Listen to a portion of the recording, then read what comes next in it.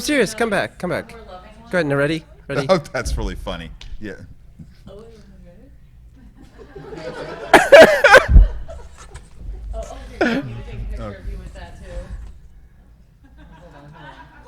And let me take one with me.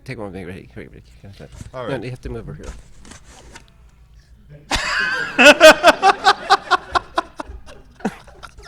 All right. Are you ready? I don't know. Oh, okay. All right, you're ready. I'm ready. All right. Do you want to hold that up every once in a while?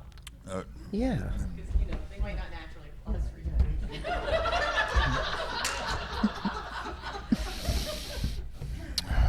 you. This is why I went into show business. Yeah. All right. Are you ready? You ready? All right. You ready? Okay. Welcome to AMDA on the Go. In this podcast, and in the presence of a studio audience at the 2019 AMDA, the Society for Post-Acute and Long-Term Care Medicine annual meeting in Atlanta, Georgia, we will revisit the concept of deprescribing in post-acute and long-term care medicine. At the 2018 AMDA Society meeting in Grapevine, Texas, a geriatrician, a clinical pharmacist, and a leader in quality metrics and clinical outcomes presented a symposium entitled To DC or Not DC, Implementing Deprescribing into Your Clinical Practice. They discussed common and multiple barriers to address deprescribing, from the patient to the practitioner to the system. It was clear there was still a long way to go in addressing the issues of medication management in elders, or anyone, with complex medical needs. In the May 7th, 2018 AMDA on the Go podcast, we interviewed the speakers and discussed why the concept of deprescribing, while perhaps not the term specifically used in the past, had been a point of contention and debate for over a generation. At this year's 2019 AMDA Society annual meeting, the discussion continues. 3 geriatricians and a clinical pharmacist this time are presenting a symposium entitled Deprescribing Made Easy, a practical, applicable, evidence-based approach to a common but complex program, in which they focus on common chronic diseases, inappropriate prescribing, reduction strategies and tools for reducing medication burden and polypharmacy in the older adult population. One of those speakers, Dr. Daniel Haimowitz, has long been recognized not only as a leader in post-acute and long-term care, but also as a geriatrician who works to help us all see the trees through the forest in maintaining practical, quality, and patient-centered care. And we are fortunate to have Dr. Haimowitz with us now. Dr. Haimowitz is an internist and geriatrician and multi-facility medical director in solo practice. Dr. Haimowitz, welcome to AMDA on the Go.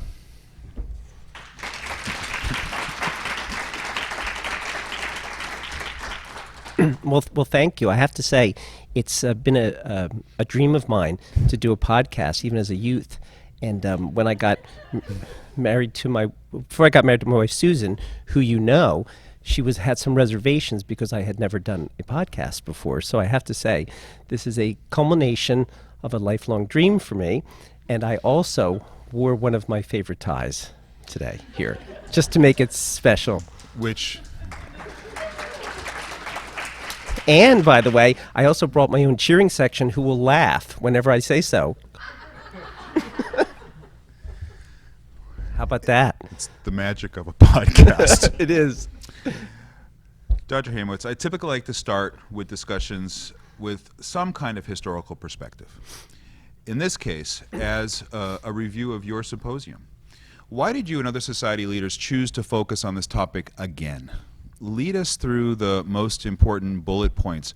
Are we making strides or any headway with patients, practitioners, interdisciplinary teams, and systems regarding the importance of deprescribing?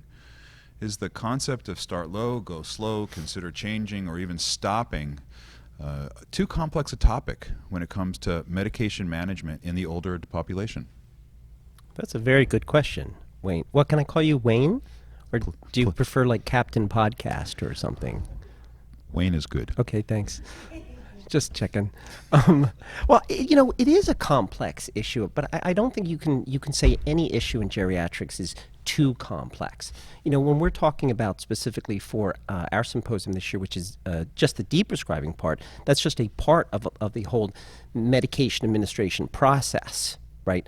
I think personally, you could have a talk on this any year in the symposium. So you don't have to be necessarily an AMDA leader about this. As it turns out, I actually think of myself, I don't know if you know this, as Joe AMDA. I do. Because I think I'm just like a regular guy, like everybody else. But this is important to me, and I think it's important to many geriatricians who practice. The point of deprescribing is that you can do something. We see this all the time, right, with all our patients. You know, mainly we work them in the nursing home, but even as the community, the issue of polypharmacy in the community is when they come to our care. You know, we can do good things for them. There are many complications of polypharmacy, which by cutting down the medications, the question is are they having side effects from them, adverse drug events? Are we actually causing harm? Can we do something that can improve quality of life? We can do this. And I think we're gradually getting there. I mean, there are articles that they're talking to people who a lot of times are the problem. For example, specialists are a problem. So I do think there are strides in this, but I think it's a long battle. The analogy is sort of like urinary tract infections. When is it really urinary tract infections? Are we getting there? Yeah, but slowly, incrementally, and it's going to take a long time. I think the point with medications is that for years, society at least has thought, you know, if you have a problem, start them on a medicine, you know. So I think that if we can continue the push, and it's for prescribers, but I think it's also getting the word out to the public as well. So I think we're getting there. I think we can do a lot of good with this, and I think it's a great topic. Part of the problem, though, is I'll talk to people, and they say, oh, what are you talking about? And I'll say, deprescribing. And they'll say, that's great. That's a great topic. It's really interesting. I'm fascinated in e-prescribing. and I'll say, well, there's two problems with this. One is I need to speak more clearly because it's not e-prescribing. And second, I don't know anything really about e-prescribing. So it's deprescribing. And I love the term Joe AMDA, by the way. Well, thank you very much. I coined it myself. It's a wonderful term. Wait, hold on. Thank you. Any questions from the audience? So this part will be edited out and stuff while you're walking up and stuff. But much of what I say will be edited out too, I think. This whole thing's going to be in like 3 minutes long. I know. So I'll just ask for your name and where you're from, what your institution is. That'd be great, or your fellowship. Sure. So, do we have any questions from the audience? Yes, my name is Stephanie Lay. I am a geriatrics and palliative care fellow at Mount Sinai Hospital in New York. So my question is, how do you approach discussions with patients and families about deprescribing generally? And secondly, particularly about medications people have become pretty attached to, such as sleep aids, which is one I struggle with personally. Thank you. That's an excellent question. I think let's talk about the more specific one, the sleeping aids. I think that communication with patients and caregivers and their families is so key to this. It's so important because they may not know what the information is, what the data is, and they do get very attached to it. You have to kind of learn to roll with the punches. When I first started in practice, because they tell you sleeping pills are dangerous, right? Sedative hypnotics are dangerous. They lose effect after 14 days, and it significantly increases, like 3 times risk of falls, right? They're actually, I think they're dangerous, okay? But I went to a patient, she says, I'm on sleeping pills, and I was young, just out of training, and I said, I'm taking you off those. I told her the data. I am taking you off. So you know what what happened with that? She actually fired me and got a different doctor. So I think it's the communication. The communication is really key. A lot of times, families feel like they're frustrated because they go to the doctors, they want to be taken off medications, and the doctors won't let them. I went to one patient said, because this is what I talk about, and I think many geriatricians will do that. They'll start the conversation with, let's go over your medicines one by one, because you have to ask the questions. One told me she's so happy, she'd been trying to get a doctor to take her off of medicines for 9 years, and she hadn't been able to do that. So I think it's really important. The other thing that you need to do is you need to ask the question. And this is one of my favorite stories. So I'm meeting this 90-year-old, and she's on an antidepressant. And I say, well, why are you on the antidepressant? And she says, well, I was put on it after my husband died. I said, oh, that's really a shame. I'm sorry to hear that. When did he die? And she says, 40 years ago. Susan? So I said, wow, he must have been a really great guy, you know. But that's the thing. If you don't ask that, you would never know. So I think the communication, it's really important though too. It's the communication between the doctor, the patient, the family, the staff. You're all on the same page and trying to get to common goals. But it's one of the key points in deprescribing. Before this podcast, I was speaking with one of our other AMDA leaders, Dr. Swati Gaur, who is also a geriatrician and a hospice and palliative care doctor, and she said it's a journey. It's a journey you need to take with regard to medications, as we were talking about the concept of deprescribing. I thought that was very intuitive. We're talking with Dr. Dan Haimowitz about deprescribing and post-acute and long-term care. Dr. Haimowitz, we need to discuss the role of the clinical pharmacist, or we need to make the clinical pharmacist part of an ongoing discussion. We have the ability every day to learn about medications and their appropriate use from these experts. It's what they do. And we know that there is a benefit from doing so. What are the barriers in post-acute care that are preventing the clinical pharmacist from having more of an impact in reducing polypharmacy, preventing adverse effects of medications, and implementing deprescribing practices? Well, first I have to say, Wayne, that I agree with you entirely. I think this is what AMDA is. We are collaborative. And I think a good geriatrician, a good physician works with teams. I think the consultant pharmacist has a really important role to play in this. But there are always problems in our journey, right? Bumps along the road. There are some consulting pharmacists who are better than others. So I think in that instance, I think the role of the involved physician, the medical director, can actually help the consultant pharmacist to say, here's things I want to talk about, or give them suggestions. Here's the literature. I mean, I personally think the medical director should be speaking to the consultant pharmacist regularly. This is what I think of your advice, the advice you're giving. This is not what I think of your advice. Here's an area you can address. This is what I see as a concern. So that's one thing you can do. Maybe probably more of an issue is getting the other physicians, the non-enlightened, or the non-choir, is how do they respond to these things? If you get the data, if you and the consultant pharmacist can work together and say, this is what the data shows, this is what the literature is, I think they can be an enormous help to you doing things, because you still see things that you think would be intuitively obvious, because I think people assume things. Like, for example, they'll have somebody on hospice, and they'll go, well, because they're on hospice, we've looked at their medication list, and their medication list has matches their goal. But it's not that way. You'll have 95-year-old demented people on hospice who are still getting a plethora of medications, dementia medications, hypertensive medications, a lot of medications that they really don't need anymore. So I think that the attending, the medical director, the consultant pharmacist can be really key in how do you get, besides having to follow the regs, of course, is working with you together to slowly, work on the issue. Does anybody else have a question? Do you see how easy it is? Come on up, please. It's super easy. Hi, I'm Elspeth Clark. I'm a geriatric fellow at the Duke program. And I was wondering if, my mom was said as a baby boomer, she always has the phrase of better living through chemistry. She has this idea of what many of my patients seem to have, where they've been told to have medications on for so long by all their cardiologists and doctors. So I wonder, looking forward into what I'll be practicing, say 20 years down the line, do you think deprescribing is going to become harder as the baby boomers age? Thank you. That's an excellent question. And you're from Duke. I have to say, Duke is a really great place. Incredible, isn't it? Yeah. Well, my statement when I talk to families a lot is, rather than saying that, I say, which I guess counters that, is, do you take medicines to live, or do you live to take medicines, right? Which is it? Because you're right about that. And it's really multifactorial. There's a lot of things that go into it. For example, a lot of times patients, I think, value doctors at different levels, right? So, who do they basically think is the smartest of the bunch?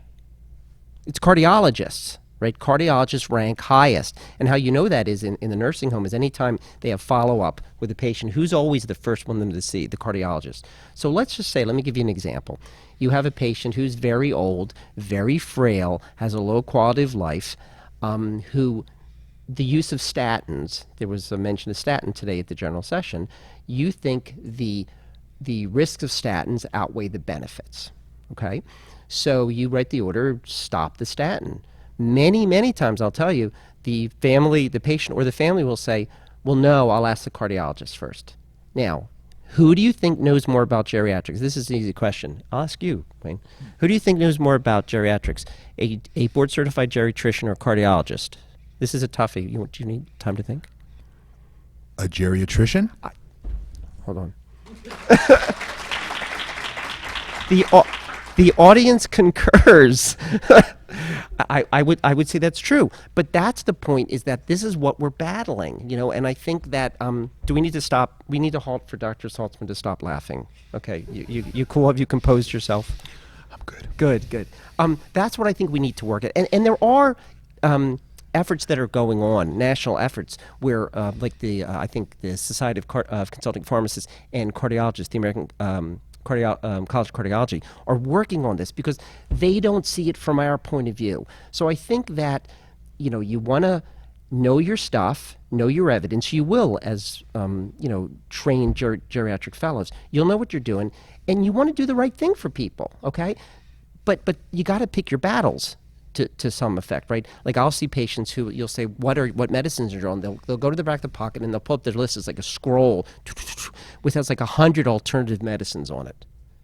And now they're making pills out of stuff. This is the strangest thing, of stuff you eat, right? So it's like activated garlic and cinnamon and turmeric. I don't know why that is, but it's so difficult to get patients off of these medicines.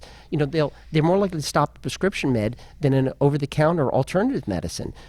But I think it's a journey, and you want to talk to patients and families and say, this is the evidence. I can't make you do this, but I can just tell you that. And I really think, and this is anecdotal just in my experience, a majority of patients will accept stopping a medicine if you show them the evidence. And there's certain other areas, like for example, I think a prime area for deprescribing is dementia. And it's all your approach, okay? I mean, you got to be really careful. You don't want to be a medication nihilist where you're just saying all medicines are bad, but you want to try to use them appropriately. So for me, for dementia, my introduction to this to families is, look, I'll just tell you my take on this. To me, dementia is a terminal illness, right? It's like cancer, and you can't cure it, okay? So look, I can continue these medications, but this is what the evidence shows. And as an example, let's say baby aspirin. Let's take baby aspirin as a little example. What is the risk of baby aspirin?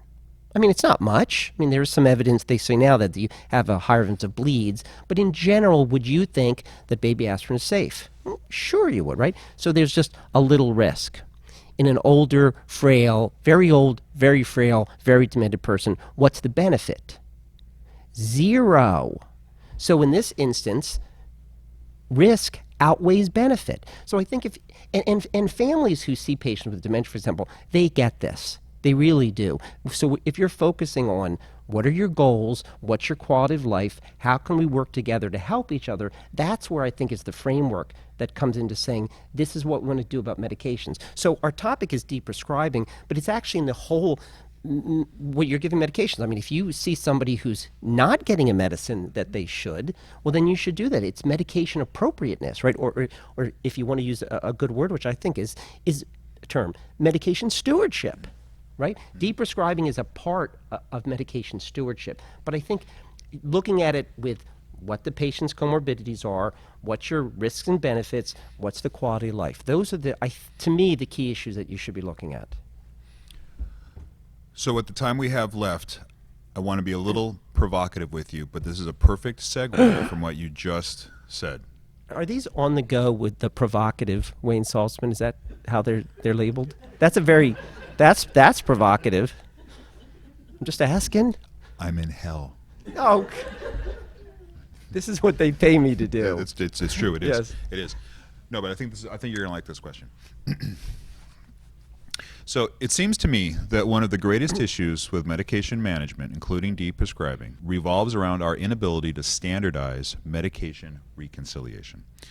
We know the need to reconcile medications is crucial to helping reduce the fragmentation we see in patient care, especially in transitions, if we cannot perform adequate medication reconciliation, how can we even begin to consider deprescribing?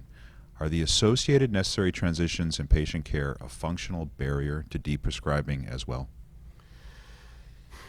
Well, medication reconciliation is a very good topic, and I believe that AMDA is focusing some efforts on. I'm not sure you're aware of that. They are focusing some efforts on that. So I think that, but to me, I think you need to provocatively separate the two issues. Okay, is medication reconciliation important? Oh yes. Is an important part of the medication administration process? Absolutely. But medication reconciliation, true medication reconciliation, I think can be a part of deprescribing. Okay. Is that right? All right. For example, if you're going to deprescribe, and if you want to use an alternative term for deprescribing, it's looking at a person's medicines and seeing if they're on some that they don't need that you can stop, okay?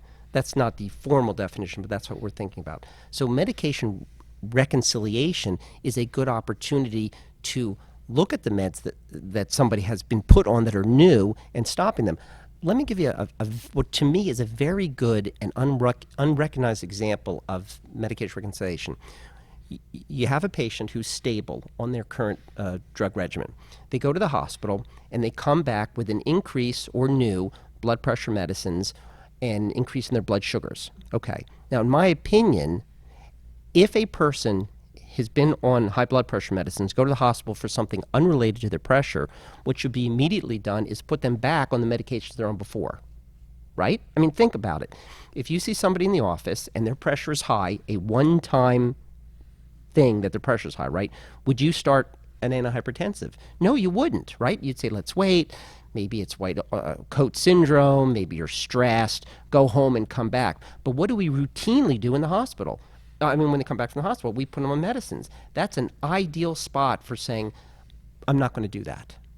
So I think you have to incorporate the circumstances of why, ask the question why. The same thing with asking about the antidepressant. Why did this happen? And looking at why it happened, then you can look at MedRec and say, well, I'm actually going to do something that will help a person. I saw a patient in the nursing home, a father of a colleague of mine, who was sick, comes back to the nursing home. They doubled his blood pressure meds and quadrupled his blood sugar meds. Quadrupled them. In a 93-year-old, very, very ill gentleman. Now, why would you do that? And as it turns out, he died 3 days later. Now, not because of the medicines, I actually stopped them. But I'm saying, I don't think a lot of people who are ordering the medicines understand or see the big picture. Mm-hmm. They're losing the forest for the trees, as it is said. We have been privileged to speak with and learn from geriatrician and educator, Dr. Daniel Haimowitz. Dr. Haimowitz, thank you so very much for spending your time with AMDA on the Go. Thank you, Wayne.